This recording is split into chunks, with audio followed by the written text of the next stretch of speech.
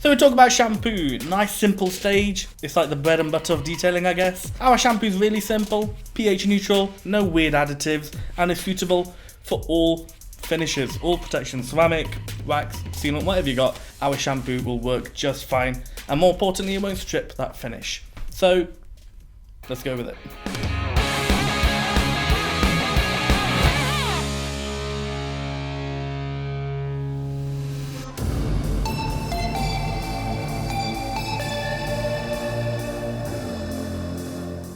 So this shampoo is super slick and a little bit sudsy.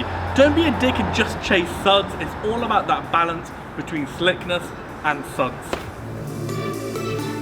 Take your buckets, make sure you have a grit guard in each one, and then fill them up with plain water. Take your shampoo and drop a couple of squirts into the wash bucket, and then mix up that solution really good. Grab that wash mitt, dunk it in there, and go over panel by panel, not forgetting to rinse that mitt in between.